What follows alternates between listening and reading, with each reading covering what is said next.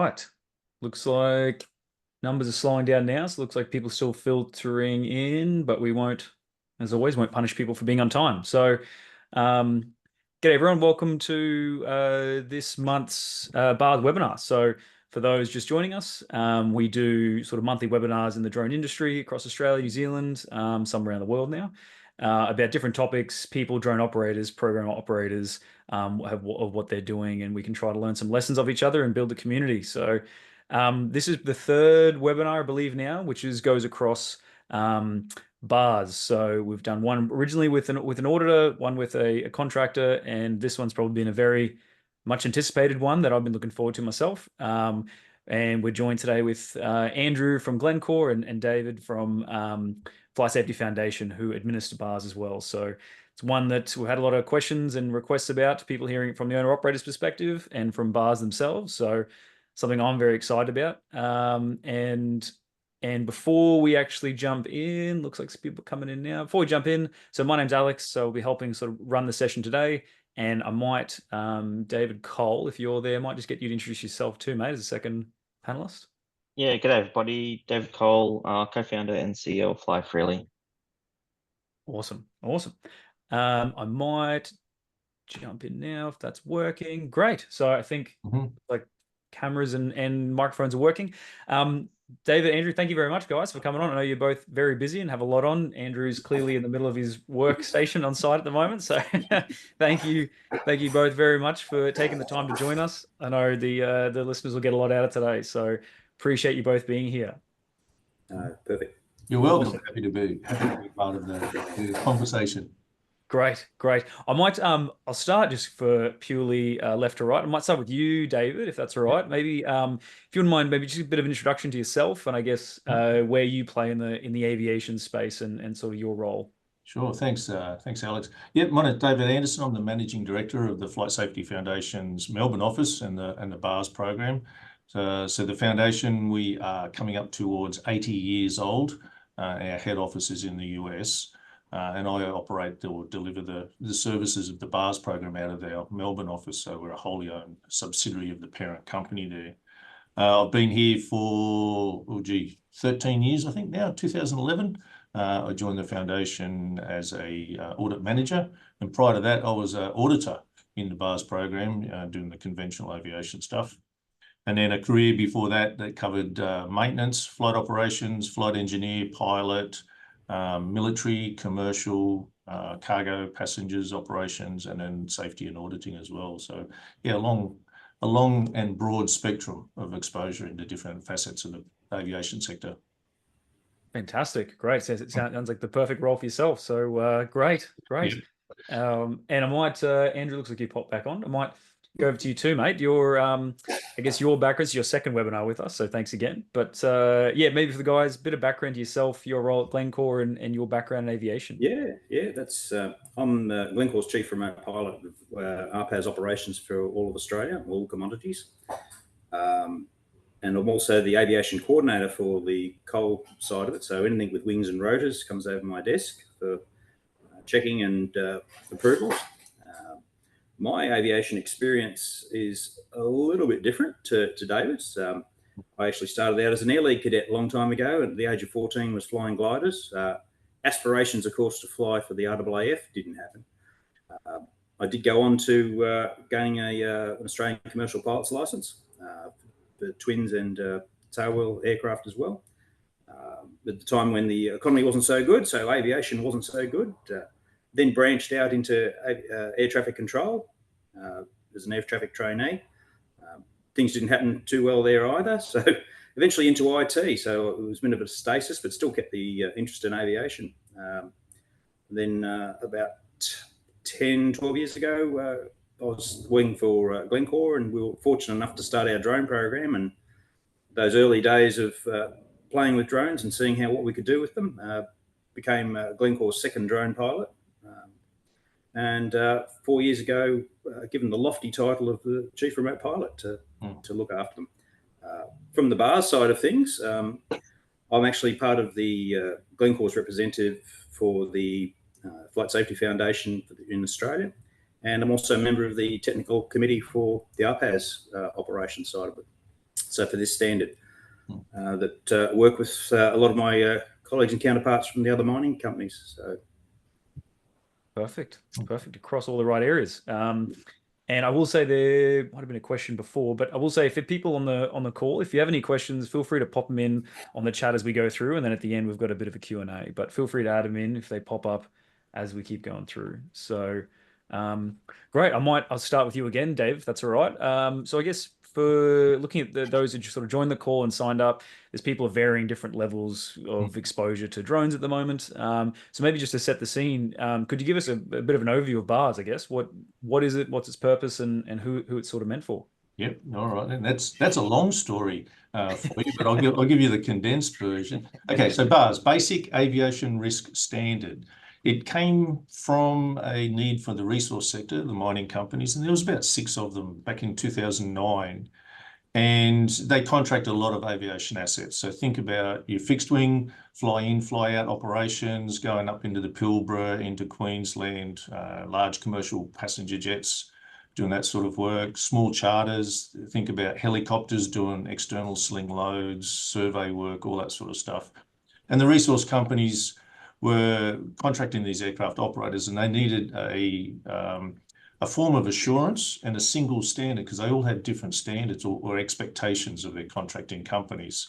So about 6 of the companies came together and they said there's got to be a good way of doing this, rather than having literally hundreds of auditors running around the world doing different audits to different standards on the same aircraft operators. So they came up with the one single bow tie model of aviation risk, and that's what became the beginning of the BARS standard back in 2009. So since then, we've got now 40 different companies have signed up to use the program as their basis of aviation assurance.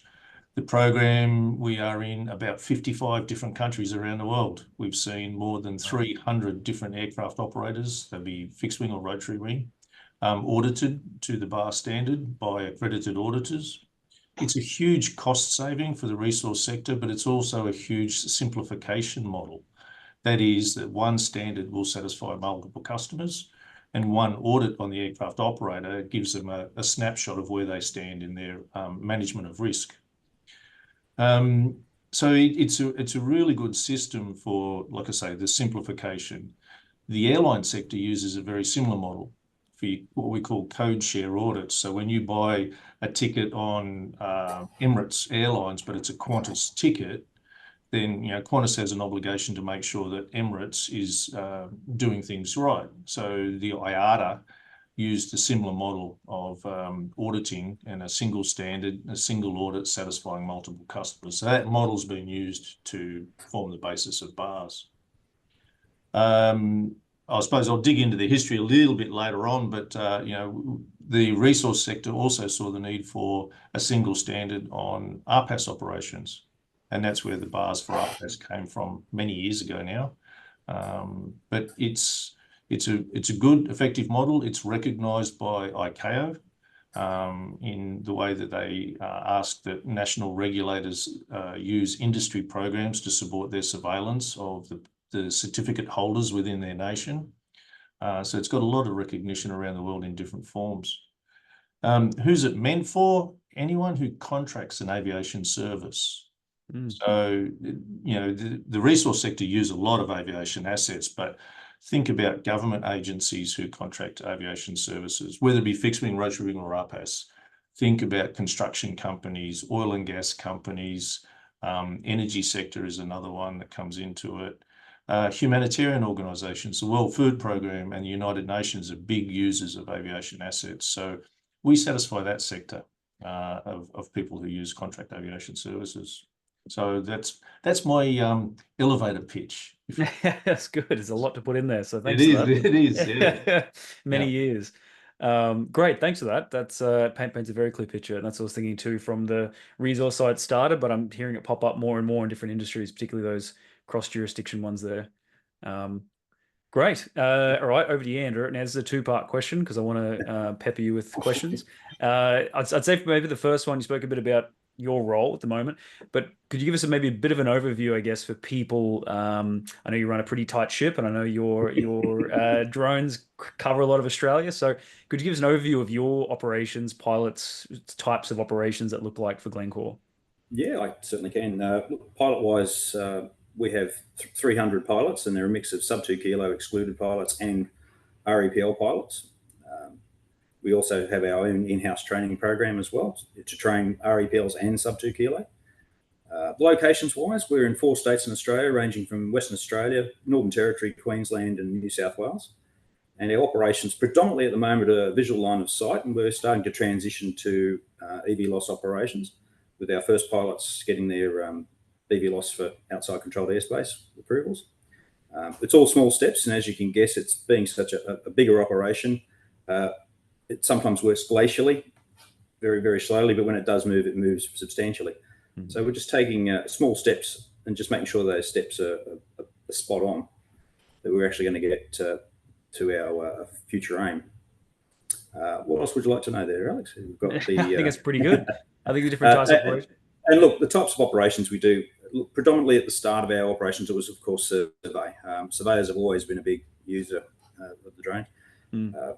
So we're doing a lot of aerial surveys, but then it started to branch out, and it was starting to asset management and asset inspections. Of course, now with moving further on, we've now got our emergency response teams now operate RPAS for various emergencies. So we take on that. As David was alluding to, you know, we've had a lot of the utility companies taking up. Well, we also do inspections of, say, high tension power lines and cables of that water treatment plants.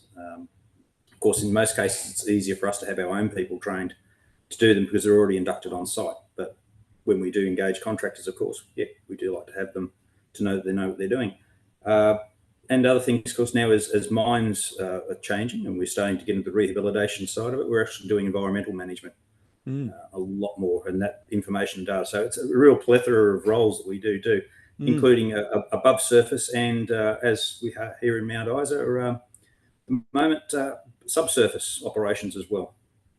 Fantastic. Great. No, it's good to share that, because I think, yeah, we work with people from just buying their first drones up until quite advanced, and we sort of reference you a bit. I know you've run a pretty large, pretty complex, but very well run organization. So it's always interesting to hear glacier pace, but that stuff happens, I guess, when you're running that many pilots at once across all these different sites. So small steps usually mean smaller disasters. Correct, because I was just about to say that, less risk. So good. And the second part of that question is, so your interest and involvement. So I know you're involved from your professional side yourself with BARS working groups, as well as with Glencore. I guess for your involvement and for your, I guess, team at Glencore, what's your interest or status at the moment across BARS? I know, and I say this because I know you're very CASA compliant, and you're probably at the top of the top for that sort of area. So an interesting question we get a lot is, well, you know, why BARS now? What is that going to look like between your CASA compliance and BARS? Now, the thing about the CASA compliance is that is the statutory requirements. This is what the law of the land requires you to do. And as long as you tick those boxes, you can legally allow to fly. Now, from a BARS perspective, it is how safe can you fly? You know, while you have all those systems in place, now Glencore ourselves, for the BARS for RPAS, we're at the early stages and first steps of going for our own BARS accreditation as well, because we think before we start asking for RPAS operators to have that, I think it's a bit hypocritical if we don't actually have it ourselves. So we are taking that step. Some of our other mining colleagues from other companies have taken those steps. The reason for it is regardless, any work on a mine site involves risk, whether it be driving trucks, whether it be mining for ore, and it's a very risk-based analysis that we do when we do our work. And RPAS are no different. The CASA perspective sets the templates and the frameworks for what you should legally be required to do. The BARS side of it is that next step, and to actually test what you've got, and is it sufficient? Is it actually going to do that role for you? So that's how we're approaching it at the moment. Fantastic. Great. That probably is a good trigger to go back to your side, David. So yeah. I guess for BARS, and we've sort of noticed definitely in the last 12 months, the conversations are picking up more and more, and people are getting more involved and signing up to BARS now. And I was going to ask your perspective. Why do you think it's probably now is getting bigger? And I guess how is that evolved over the last couple of years? What's sort of driving that in your sort of opinion? Yeah, okay. So I can go back to the beginning on this one, and I remember it being first mentioned. So we have a technical advisory committee. That's Andrew's involved with the TAC, and that committee is made up of our BARS member organisations. So that's your Glencore, Rio Tinto, BHP, MMG, Vale, Anglo American, AngloGold Ashanti, all those big resource companies, plus some of the other non-resource ones. So we meet every 6 months. And that's where we talk to them. The foundation presents on the standards, where we're up to with the standards, what's going on with the audit program. So we deliver the audit program on their behalf. And it was about 2012 where it was one of the large resource companies, and the subject of, we called it drones at that stage. And he said, I asked the question of my organisation. I found out I own 700 of them and I didn't even know, you know. So it was something that was just occurring. And literally it was a case of the site owner would go out and buy a drone on the credit card and start flying it. And there was little to no management of the risks that Andrew alluded to earlier on. No knowledge of all of that. So the subject was bubbling along there. And the first RPAS, BARS for RPAS standard was published in, I think it was 2016. We did the version 1. Now, all our standards are on a 2-year update cycle. One of the things that the resource companies was very keen to have from the foundation is a regular update cycle, because all too often you'll see a set of recommended practices or company requirements dated 2006. And someone's put a lot of good work into it, and then they've moved on and nobody else has picked it up. So the BARS standards, all of it, we've got 5 standards now, are on a 2-yearly update cycle. So they're contemporary, they're accurate, they're up to date, and there's somebody paying attention to it. So we had the first 3 versions of that standard published, and we didn't do the audit program to it because it's so new. It's such a dynamic sector. There's so much new technology coming into it. It would be, let's say, problematic if we started auditing to the first standard, because, you know, we just didn't have a good feel for what was expected in there. So we didn't actually start the audit program until 2022, when version 4 of the RPAS standard was published. So the standard been out there for, well, close on 6 years, being socialised, talked about, people got their fingerprints on it, people got their feelings about how this is going to work before we actually started auditing it. So that was May 2022, where we actually presented to the TACs, right, we're ready to go with the audit program and push that out. So the first audit was August 2022, I think it was. So that's why you've seen this uptick in more recent times, even though the standard is, well, 8 years, nearly 8 years old, that's been out there.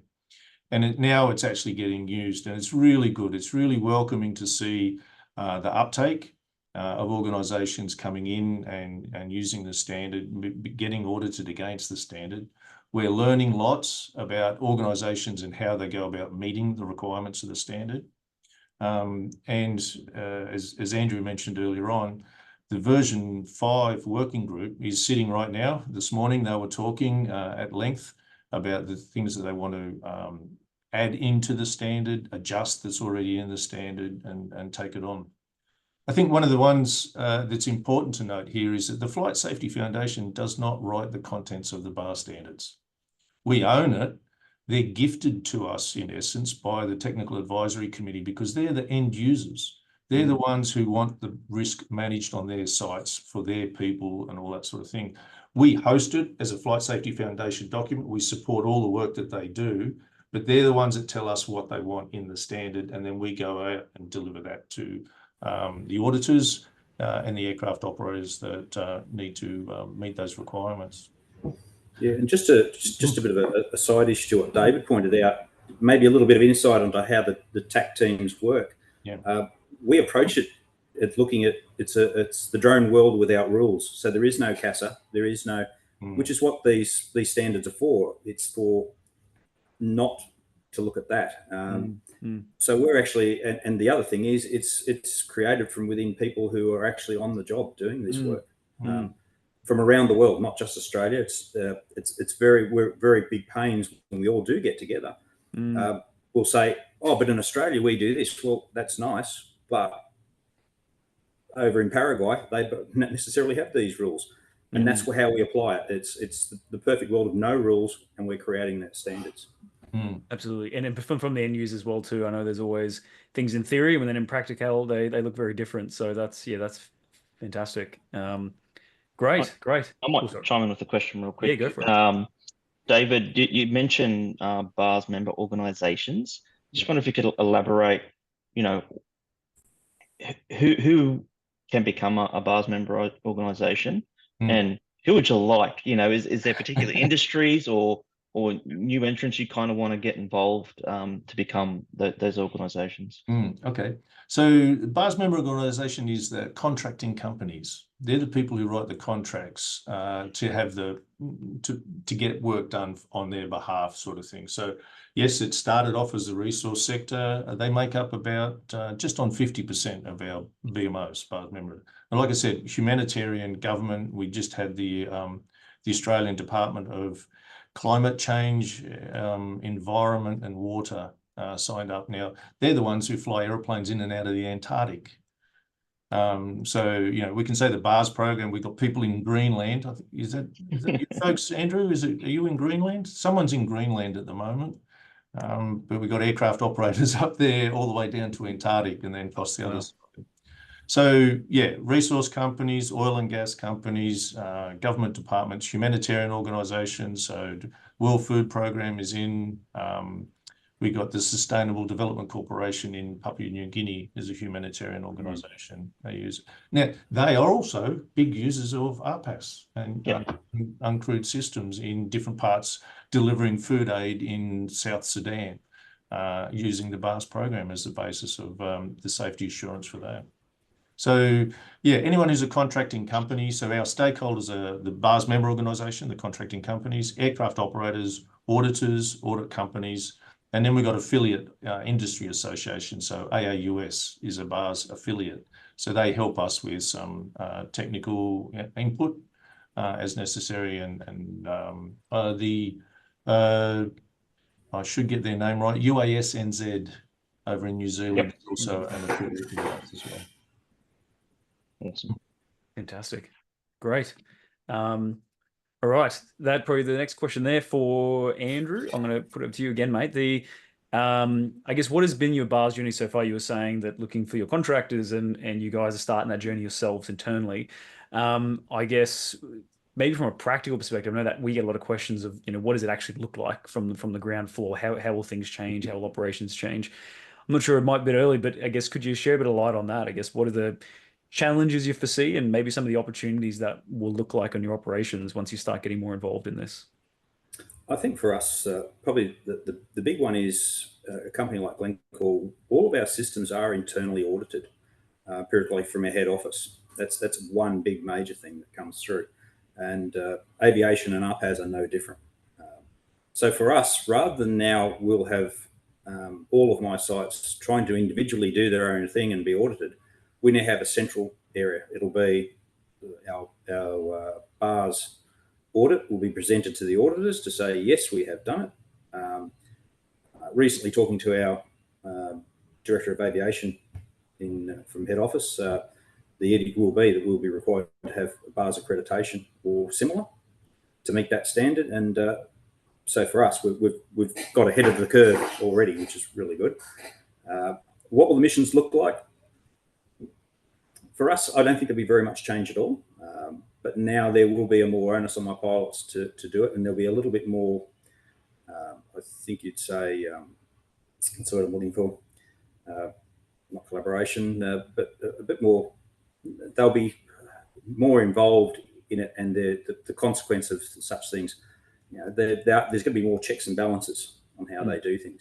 Yep. I suppose the other side of it too is it leaves very little room for uncertainty. You now have a set area of standards.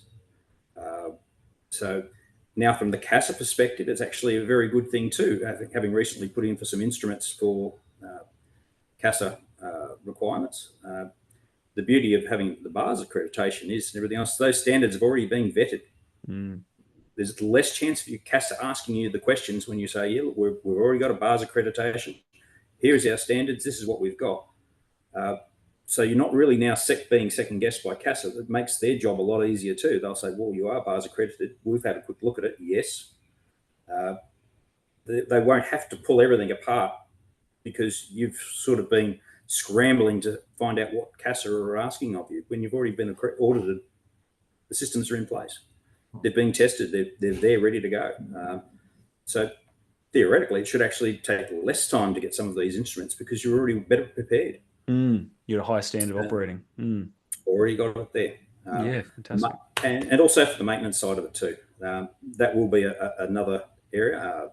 Having to work with a lot of our vendors that are supplying us with hardware.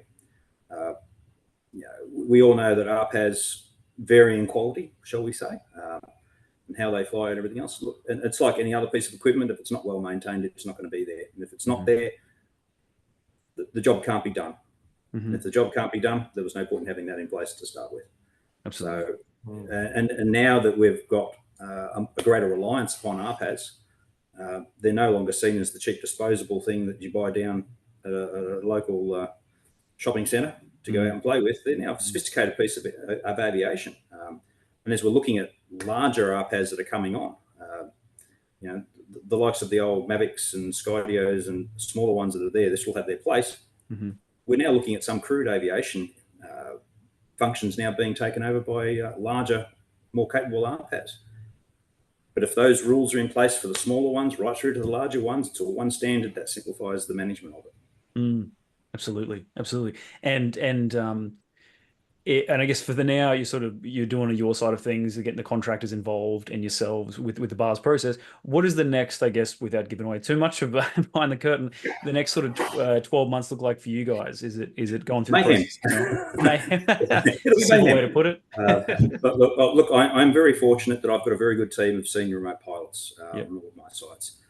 We'll be getting together as a team. BARS standards in one hand, our standards in the other, and just to make sure, are we compliant before we go. Our aim, as I alluded to Mr. Anderson there, was to come out with 110% on our first order. with no wriggle room. It would not look good for a BARS member organisation to completely fail their first BARS audit.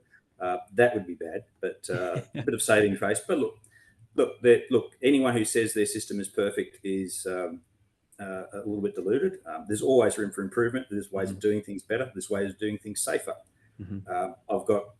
We're very lucky in the mining game that the people who do work here are very safety conscious. No different to aviation. In fact, it's been equated to aviation, even from the guys at CASA that we deal with, in that they say, when it comes to risk management and planning for risk, mining companies are a lot easier to deal with because it's second nature to us. And the BARS program is that perfect mix of aviation and resources together. And I think for an organisation wanting to, an operator wanting to get BARS accreditation, you're actually leveraging off a lot of experience and a lot of mistakes, trials and tribulations that have happened previously, and you're getting that for a very small cost. Yep. And sort of learning from those people on the ground, as you said, with the committee there as well. So that's fantastic. It's a good way to look at it. I might jump to the next one. There's always, I have about 3 other questions, but I'm trying not to get myself too caught up. And I think for the last 2, I think they are, and then we might have to jump to some Q&A after this. But I'll go back to you yourself, David, again. So I guess some of the contractors, and I know we spoke about this very briefly, but some who've spoken to sort of charging ahead and very keen to get adoption through it, and they want to work across these sites. Some have been a little bit apprehensive about the sort of admin costs and additional work, and they're saying, well, I'm compliant. Why should I do anything else? We covered a couple of points before around obviously improve safety, not just compliance. And Andrew mentioned a good point there, and you're learning from years of experience.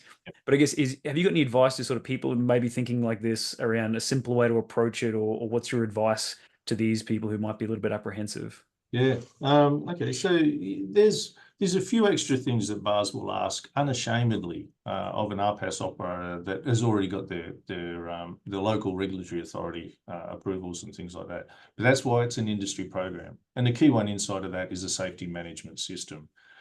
There is plenty of material around about SMS. It's not that complicated. It's very scalable in there. But I think what I do, I connect the dots is a quality management system. It's inside our own organisation here. We had all of the aspects, the different parts of what a QMS is all about, but we never really drew a circle around it and called it a QMS. And the same thing applies for organisations flying RPAS about a safety management systems. If you do risk management, if you collect safety information, if you collect your events and give some thought as to what's gone on and try and find root causes and that, you probably find that you've got a safety management system there anyway, but you just never drew a circle around it and called it an SMS in a formal sense. So BARS helps organisations do that. One of the other things about risk management is remember that risk management is not always about the negative consequences. It's also about finding opportunities of doing things better. So you can use risk management for finding other ways of doing things, or just flying that little bit extra, flying that bit further if you understand the risks that are associated with it. So BARS and the audit program will help an organisation sort of adopt and implement those sort of aspects into their operations. Yeah, there is a cost to it. We have our QMS. There is a cost to that. We voluntarily brought that on. And we talk about that as a cost of doing business for us, is to undergo our QMS audit every year. We actually get another independent audit as well on ourselves, which is that opportunity for somebody to come in and have a look at our organisation and say, have you thought about this or that, and those sort of things. The other one for BARS is the model at the beginning that I mentioned, is that one audit satisfies multiple customers. So if you're presenting your services to multiple customers and they all want some form of assurance, then the natural way in the olden days would have been, oh, we'll get an auditor to come and have a look at you. Well, once you've done that 15 times in a year for 15 different contractors and you've given up your staff for a day at a time, there's 15 days worth of your safety manager answering questions. So it's a little bit intangible, if you want. But just doing one audit and then you get another contract and they say, what's your form of assurance? And then you go, oh, well, here's my BARS audit report. Will you accept that? And they go, hey, that's good to go. We're off. We're up and running. So that's another non-dollar cost benefit to the organisation. And that's the business model for BARS, is trying to make it a bit easier for organisations. So yes, there is a cost, but there are benefits that come out of it as well. Absolutely. And I was going to say, I do like that approach of the reducing risk, not just sort of minimizing the bad, but also uncovering the opportunities of better ways of working. And particularly a lot of the companies we work with, their drone operations are getting more and more and more advanced and then bigger and bigger. So I think this sort of BARS approach of reducing the risk, yes, but let's find a smarter way to operate as well. And as I said, particularly for the contractors, if they're going to be interacting with multiple different companies, having that line across all of them makes it far easier. And hopefully only have to do it once. Yeah. So that's a great point. I think this might be the last one for you, Andrew, but a probably similar sort of vein of question, but back to your side. I know we spoke very briefly on the phone about this, how you'll be interacting with your contractors as you change. You've got a pretty large internal drone operations, but for some of the external guys, I guess as becomes more and more of a BAU process and BARS gets rolled out for you guys, how do you see the transition to BARS working for your contractors? How are you going to involve them, and what's the sort of expectations on that side? Very similar to what we've already done with our crewed aviation side of our aviation operations. At the moment, we basically we don't accept anyone in the crewed aviation space without a BARS accreditation. So that's that line was drawn. But what we do is, if there is a partner that we want to work with and everything else, we encourage them to go into the BARS program. We sell them the BARS program from that perspective, to say, look, this is what it can do for you.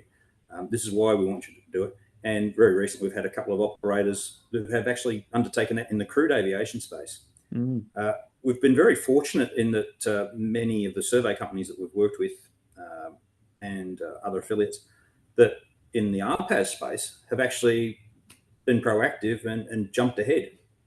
They have got their bars for RPAS accreditation. So for us, it was an easier one, and of course they worked with a lot of the other BMOs as well, which was advantageous. There will come a time once Glencore, our Australian operations, get our RPAS bars for RPAS accreditation. Once we've got it, the expectation will be all of our operators that wish to do business with us will have to have it as well, large and small. Perfect. Great. And still doing well for time. Sorry. One last one for Dave. I forgot about this last one. I guess the future you mentioned before around those changes or the auditing from 2022. That's probably why we're seeing a bit of an uptick.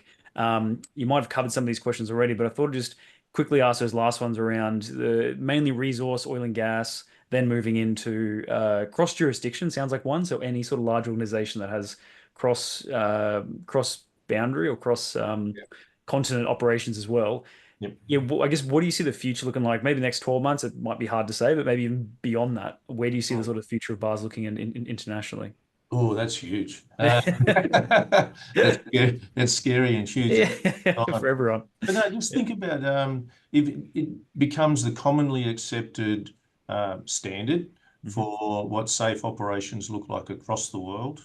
We're already with the RPAS standard. We've got 5 different countries. I think we're Canada, US, Australia, Indonesia, and South Africa exposure points already.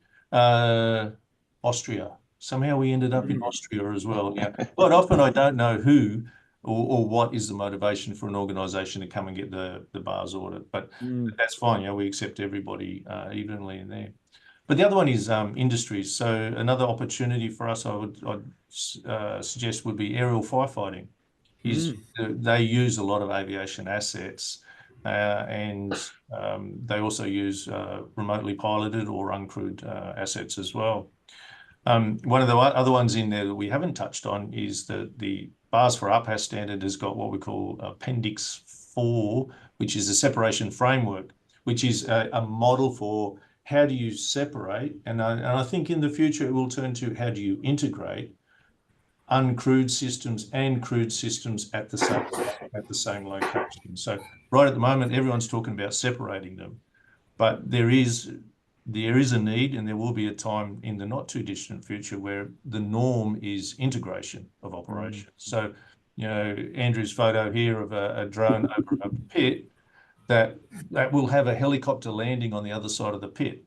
So how do we do that safely? And bars as a framework can support that sort of thing in there. So same thing with aerial firefighting, where you've got a bird dog at the top, you've got a heavy water bomber, and you've got a drone in the same space over the same fire at the same time. And I think Andrew's smiling there because he's got a touch point with the firefighting community as well. Well, that part too, and just information for you, Mr. Anderson, that exact item was discussed at this morning's 8 a.m. Okay. Yep. There you go. So there you go. See, look, the TAC team are proactive and rolling ahead, even before the Flight Safety Foundation are even coming up with the idea. That's it. One step ahead. So yeah, so they're the sort of things that we got. What other industries I got? The anecdote I tell quite often is that we got a touch point with a lot of utility energy sector companies.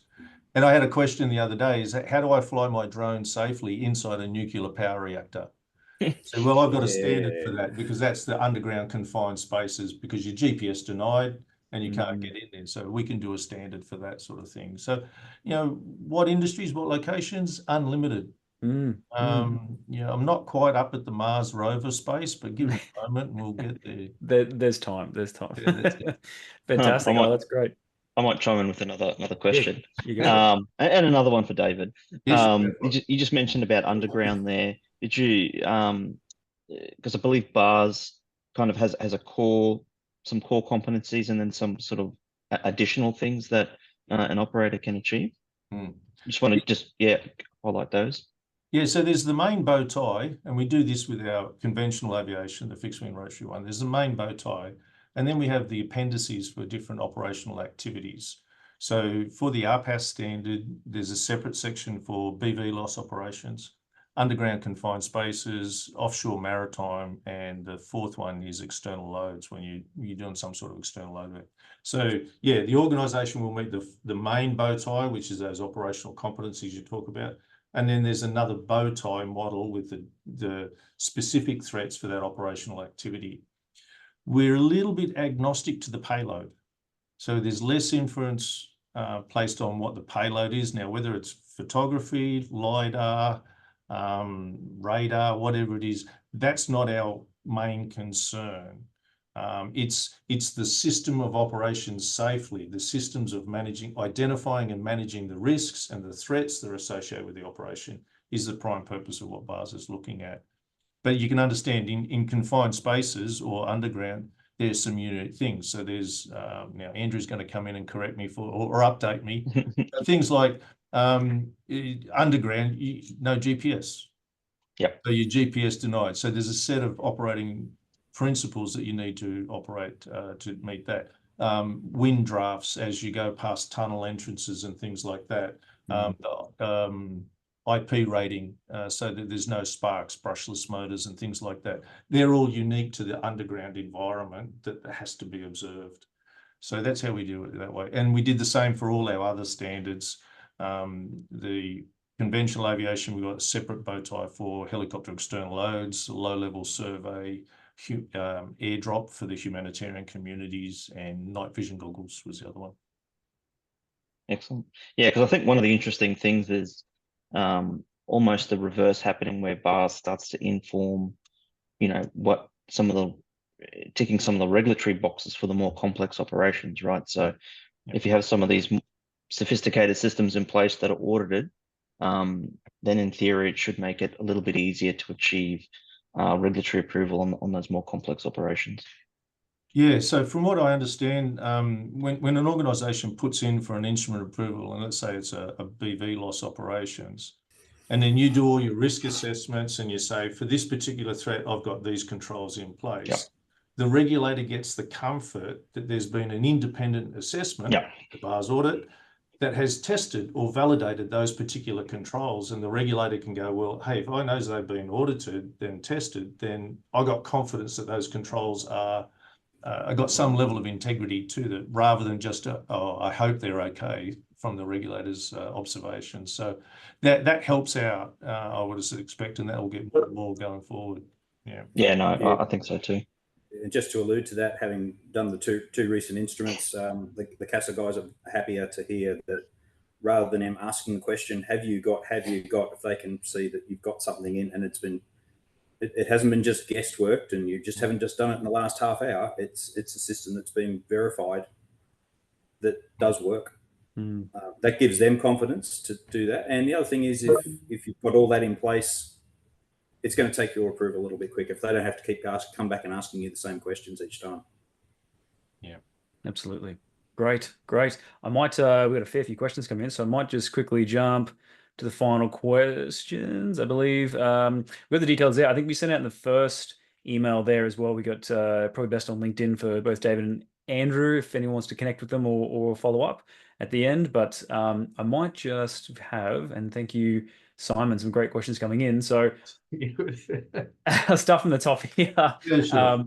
So I guess, how long has the BARS been operational for RPAS? Since when was it developed for RPAS? Yeah, so yeah, we first talked about 2012, the first standard 2016, and the audit program started in 2022. So yeah, we've been around for a while. Remember, a lot of the principles, a lot of the threats have been identified from conventional aviation, but then the TAC committees, the working groups, brought in the knowledge of the unique threats associated with RPAS. So yeah, we've been around for a fair while, and that's tried and tested. Yeah, fantastic. And I'll keep going through Simon's ones here. So has BARS included BV loss missions in the standard? Yes. So yeah, there's a separate appendix. I think it's Appendix 5. I should know it off the top of my head, but 5. Yep. Okay. So Appendix 5 is the aspects that the threats that are unique to beyond visual line of sight. So the organisation would have to meet the core standard or the main bow tie, and then pick up the BV loss. So from an audit point of view, you have to select that. It's called an operational category. So there's an extra aspect that has to be picked up on that one. Yeah. Fantastic. Next one is who is contributing to the BARS RPAS development, or who are the stakeholders? And I think you mentioned about the TAC before. Yeah.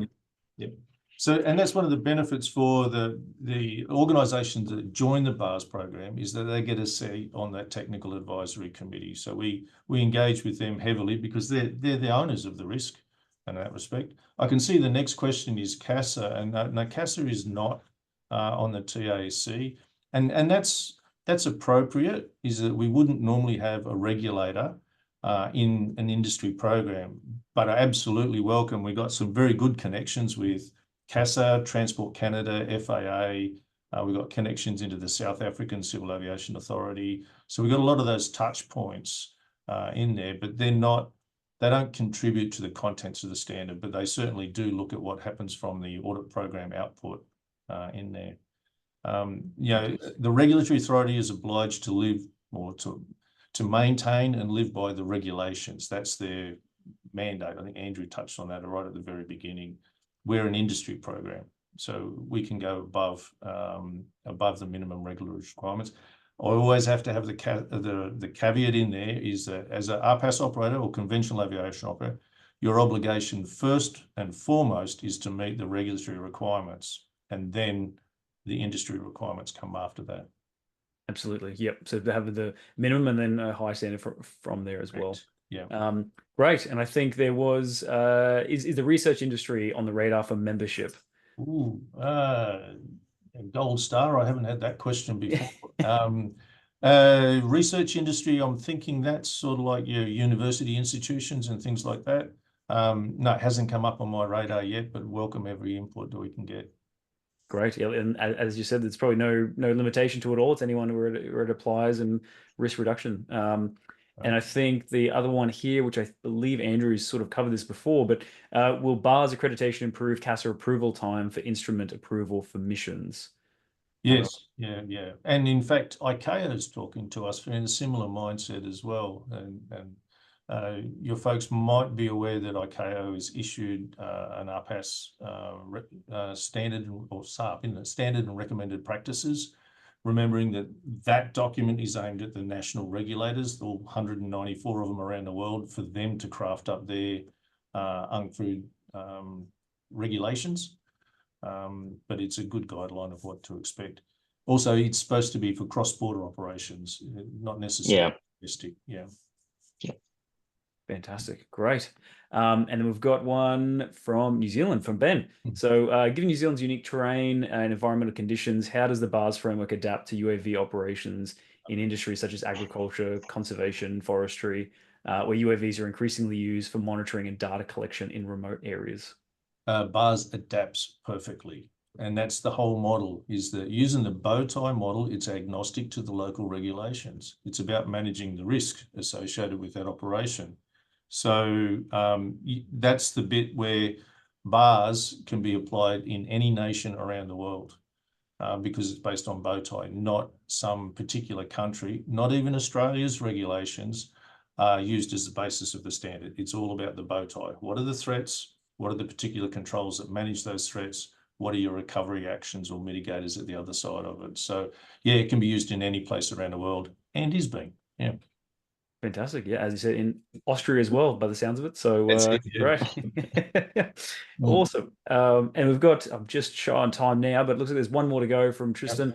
So who are the current BMOs requiring offshore module? Oh, gee, I'm not sure, to be honest. We haven't had a lot. I think I've had one or two of the audits have included the offshore maritime section.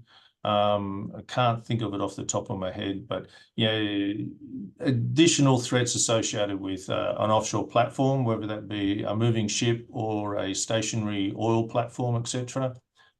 Think about risks associated with integration separation with helicopter transport.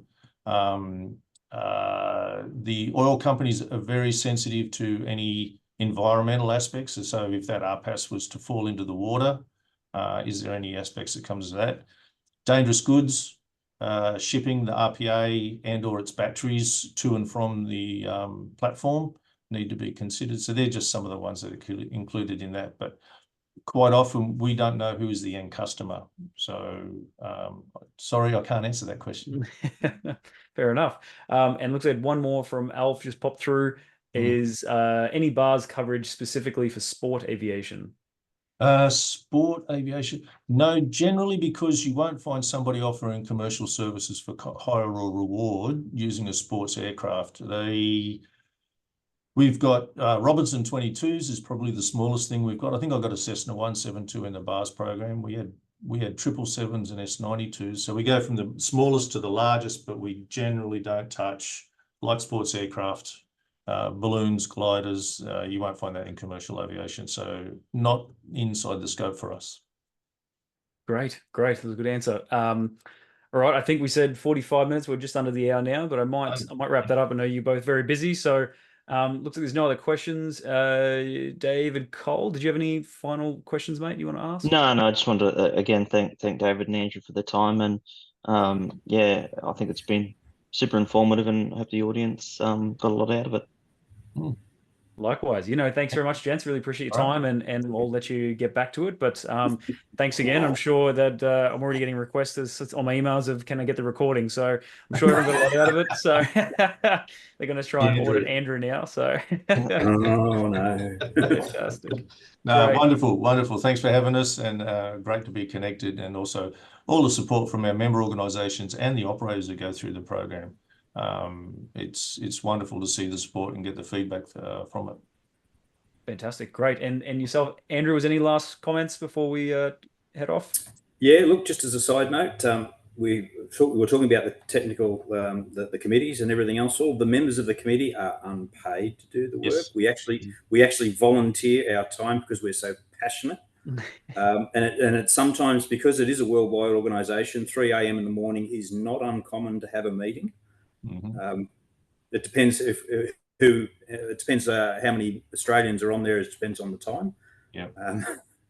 But yeah, it's a good task, and it certainly is a very valued from everyone. And the guys that work on it have, as I said, very competent and excellent to work with. Yeah, very much. Fantastic, great. I was going to say, sounds like everyone's there for all the right reasons. So that's another thing, a good thing to note. Well, great. Well, we'll leave it there. And Dave, Andrew, thanks again. I really appreciate the time, and I'll be in touch. But anyone else, we'll send out the recording. And thanks everyone for dropping in. All right. Pleasure. Thanks everybody. Bye-bye. Yeah.